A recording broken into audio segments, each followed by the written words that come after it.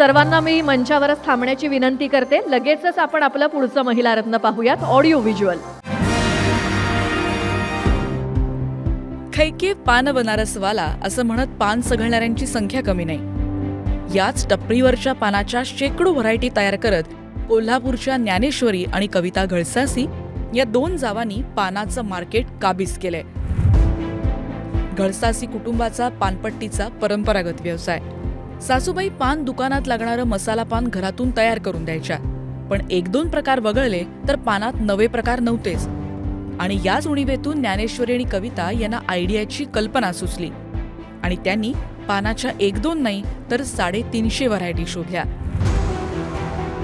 घळसासी यांच्या पानाच्या व्हरायटीची इफे फिल्म फेस्टिवललाही 9 वर्षांपासून भुरळ पडलीय. जॅकी श्रॉफ, शाहरुख खान यासारख्या कलाकारांपासून ते मुख्यमंत्री देवेंद्र फडणवीसही या पानांचे चाहते झालेत. दोन जावांच्या या व्यवसायानं महाराष्ट्राच्या सीमा ओलांडल्यात. 2024च्या आर्थिक वर्षात त्यांनी 20 लाख रुपयांचा व्यवसाय केलाय. टपरीवरच्या पानाला ग्लोबल मार्केट मिळवून देणाऱ्या या जावांचा महाराष्ट्राला सार्थ अभिमान आहे. म्हणूनच न्यूज 18 लोकमत त्यांचा मुक्ता सन्मान देऊन गौरव करत आहे. कविता घळसासी आणि ज्ञानेश्वरी घळसासी या दोघींनाही विनंती करते त्यांनी मंचावर यावं. या दोघींनाही सन्मान चिन्ह द्यावं अशी विनंती करते मेघा धाडे यांना. त्याचसोबत प्रियांका निलेश पाटील यांना मी विनंती करते की त्यांनी सन्मान चिन्ह द्यावं, सन्मानपत्र त्यांना द्यावं. कविता घळसासी आणि ज्ञानेश्वरी घळसासी. यानंतर सूत्र विशाल गडे.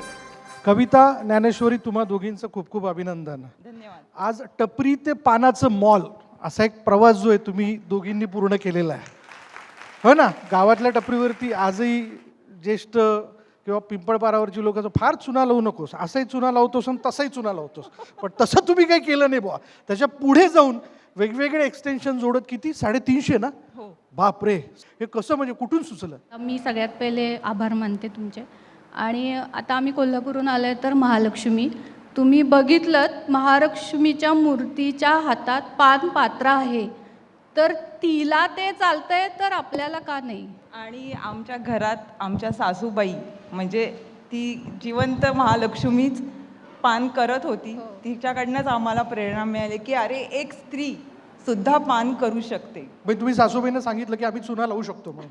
नाही, आम्ही ऍक्च्युली आमचं पान लावतच नाही, लावण्याचं नाही, तर त्यांनी काहीतरी खूप इनोव्हेटिव्ह करण्याचा विडा उचलला म्हणून त्यांनी नाही, मी गमतीत विचारलं, पण खरंच दोघींचं कौतुक आमचं आहे. पान हे ऍक्च्युली थुंकड्याचं नाहीये, ते गिळायचं पान आहे. दोन मंत्री महोदय या ठिकाणी पोहोचलेले आहेत. देवेंद्र भाऊ पण यांच्या पानाच्या चाहते आहेत. ताई ज्ञानेश्वरी, खूप शुभेच्छा. तुम्ही सानपन्न व्हा अशी मी विनंती करेन.